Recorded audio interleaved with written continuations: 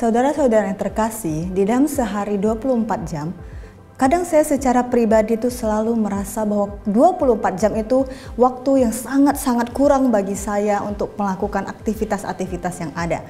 Makanya tidak heran, kadang bahkan saya sampai rela mengorbankan waktu subuh saya untuk melakukan aktivitas yang lain.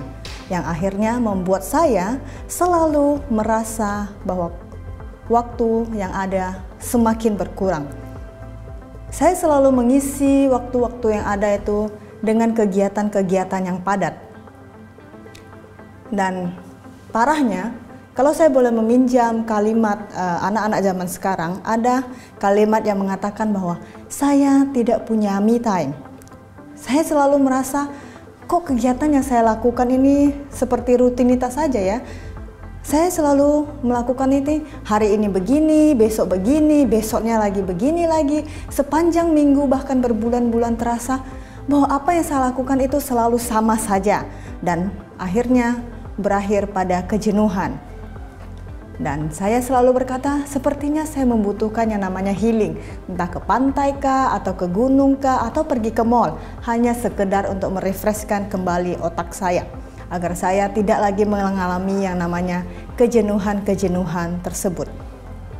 Saya menyadari bahwa waktu yang saya miliki dalam sehari selalu saya habiskan untuk kegiatan saya, entah itu kegiatan pribadi saya atau kegiatan lainnya, pekerjaan seperti pekerjaan saya, pelayanan saya, atau mempersiapkan hal-hal yang harus saya siapkan. Dan bahkan saya merasa bahwa yang terpenting yang tidak pernah saya lakukan adalah saya memberikan waktu untuk diri saya sendiri istirahat. Padahal kalau dilihat-lihat lagi, ada hal yang lebih penting lagi yang bahkan luput dari pandangan saya, yaitu saya tidak pernah memberikan waktu saya yang ada untuk Tuhan. Saya hanya memberikan waktu saya yang ada untuk diri saya sendiri. Tokoh Alkitab yang kita bacakan hari ini, yaitu Daniel, dia adalah seorang pemuda yang terkenal dengan kecerdasannya. Dia adalah seorang pemuda yang cerdasnya luar biasa. Jika kita baca dari kitab Daniel, kalau saudara rajin baca Alkitab, kita lihat dari kisah Daniel dari pasal 1 sampai selesai, kita lihat bahwa bahkan kehidupan spiritualnya itu sangat-sangat luar biasa. Makanya tidak heran kalau Daniel dalam kehidupannya selalu diberkati oleh Tuhan secara luar biasa. Bahkan di dalam pekerjaannya pun dia menjadi kesayangan bagi Raja Darius. Nah, karena dia menjadi anak kesayangan dari Raja Darius, ada beberapa orang yang tidak senang dengan dia. Satu ayat yang kita copot ini, kalau kita baca seluruh perikopnya, itu berbicara tentang bagaimana ketika Daniel dihadapkan dengan suatu tantangan, ketika ada orang-orang yang tidak senang dengan kehidupan Daniel, Tuhan mencukupkan segala yang dia butuhkan, bahkan dia menjadi kesayangannya raja. Orang-orang tidak senang dengan Daniel. Akhirnya mereka meminta Raja Darius mengeluarkan sebuah kebijakan yang mengharuskan semua pegawai hanya boleh menyembah kepada Raja Darius. Dan jika ada yang berani melawan, mereka akan dilempar ke dalam gua singa. Tetapi yang menjadi pertanyaan adalah, apakah hal itu membuat Daniel terguncang? Apakah dengan dibuatnya kebijakan seperti itu membuat Daniel akhirnya tidak lagi mau berdoa kepada Tuhan? Sama sekali tidak, saudara. Seperti yang kita bacakan di ayat 11 tadi berbunyi, demi didengar oleh Daniel. Itu berarti ketika kebijakan itu dibacakan, yang sudah ditetapkan oleh raja, dibacakan di seluruh masyarakat yang ada di sekitar, Daniel mendengar kebijakan itu. Ketika Daniel mendengar kebijakan itu, pergilah ia ke rumahnya. Ke kamar atasnya ada tingkap-tingkap yang terbuka ke arah Yerusalem. 3 kali sehari ia berlutut, berdoa, serta memuji Allah seperti yang biasa ia lakukan. Ancaman atau tantangan yang dibuat oleh orang-orang yang tidak senang dengan Daniel sama sekali tidak menggoyahkan komitmen dari Daniel untuk tetap memberikan waktunya bagi Tuhan. Daniel sama sekali tidak tergoncang dengan tantangan-tantangan yang ada. Bahkan Daniel tetap melakukan tugasnya, tetap melakukan keintimannya, dia tetap melakukan kedekatannya dengan Tuhan walaupun ada tantangan yang harus ia hadapi.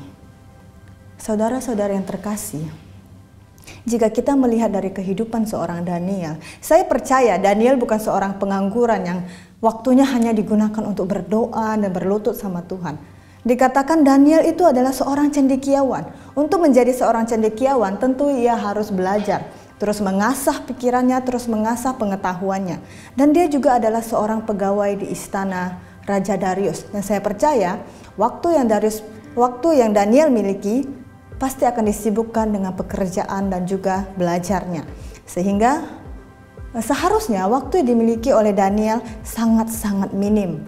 Tetapi hal yang sangat mengagumkan adalah di tengah kesibukannya yang dialami oleh Daniel, ia tetap memiliki waktu yang cukup untuk memuji, menyembah, dan bahkan berlutut kepada Tuhan 3 kali sehari. Itu seperti kalau kita lagi makan. 3 kali sehari Daniel selalu pergi ke tempat yang sama, berlutut kepada Allah, berdoa dan memuji Allahnya. Menjadi pertanyaan bagi setiap kita kaum-kaum muda. Kita yang disibukkan dengan tugas kuliah, kita disibukkan dengan jadwal kuliah, kita yang disibukkan dengan harus melakukan hal-hal deadline kuliah. Bagaimana kita bisa meluangkan waktu kita untuk Tuhan? Bagaimana kita yang sebagai orang muda, sebagai orang-orang generasi muda yang mengaku sebagai orang-orang yang percaya kepada Tuhan, ada berapa detik di dalam 24 jam yang kita luangkan waktu kita hanya untuk sekedar berdoa, memuji dan melayani Tuhan? Terlepas dari pelayanan minggu, terlepas dari pelayanan kita per komisi-komisi, dalam kehidupan pribadi kita, bagaimana kita membangun keintiman kita dengan Tuhan di tengah-tengah kesibukan kita?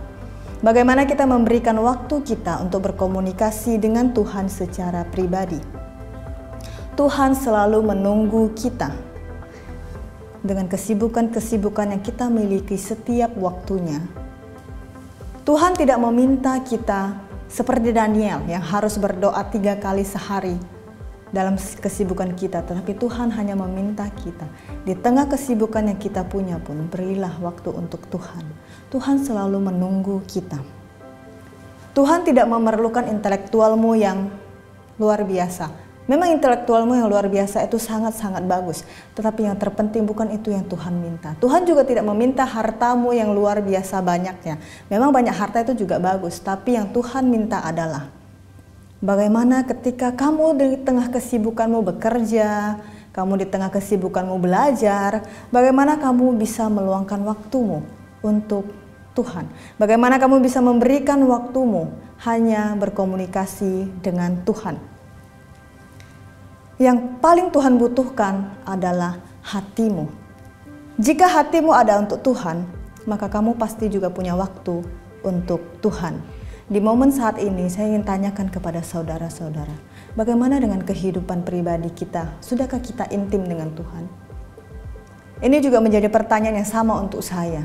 Di tengah kesibukan saya bekerja, di tengah kesibukan saya mempersiapkan segala sesuatu yang harus saya persiapkan, adakah waktu saya untuk berkomunikasi secara pribadi dengan Tuhan? Pertanyaan yang sama juga saya lontarkan kepada saudara-saudari sekalian. Di tengah padatnya kuliah kita, di tengah banyaknya tugas kuliah kita, di tengah padatnya pekerjaan kita, adakah kita meluangkan waktu kita sekian detik saja untuk berkomunikasi secara pribadi dengan Tuhan? Tuhan tidak meminta kita 24 jam harus berkomunikasi dengan Dia. Tapi kalau 24 jam bisa berkomunikasi dengan Tuhan, itu sesuatu yang luar biasa. Tetapi kita sadarikah bahwa berbicara dengan Tuhan, berkomunikasi dengan Tuhan secara pribadi itu bukan sesuatu hal yang mudah. Jika kita sadari ketika kita berdoa untuk makan misalnya, itu pun kita doakan tidak lebih dari 3 detik. Sadari atau tidak sadari, waktu yang kita berikan untuk Tuhan itu sangat-sangat minim. Kita mau melihat dari kehidupan Daniel dan kita mau teladani kehidupan dari Daniel, dan kita bisa contoh dalam kehidupan kita. Bagaimana kita yang menyebut diri kita sebagai anak Tuhan, kita yang menyebut diri kita adalah orang percaya, sudahkah kita memberikan diri kita untuk berkomunikasi dengan Tuhan? Sudahkah kita memberikan waktu kita untuk Tuhan? Apakah kita sungguh-sungguh sudah mengutamakan Tuhan di dalam setiap kehidupan kita? Ataukah kita hanya menjadikan Tuhan sebagai tameng identitas saya sebagai orang Kristen? Tuhan tidak meminta kita berkomunikasi dengan Dia sepanjang waktu. Tuhan hanya meminta kepada Dia, sediakanlah waktu, siapkanlah waktu, luangkanlah waktu berkomunikasi dengan Tuhan. Dengan demikian kita akan membangun keintiman yang luar biasa dengan Tuhan. Ketika kita sudah bisa meluangkan waktu kita dengan Tuhan, kita sudah bisa membangun keintiman dengan Tuhan, maka hidup kita akan sungguh-sungguh diberkati seperti yang dialami oleh Daniel. Saya percaya setiap kita bukanlah orang-orang yang keras kepala. Saya percaya setiap kita ketika ditegur oleh firman Tuhan, kita selalu siap untuk diperbaharui oleh firman Tuhan. Dan biarlah firman Tuhan ini mengingatkan kembali kepada setiap kita. Kita adalah orang-orang yang penuh dengan kesibukan. Kita adalah orang-orang yang penuh dengan kegiatan dalam sehari kita. Tapi Tuhan minta kepada kita, dalam kesibukan kita, luangkanlah waktu untuk Tuhan. Supaya apa? Supaya kita bisa berkomunikasi dengan baik kepada Tuhan.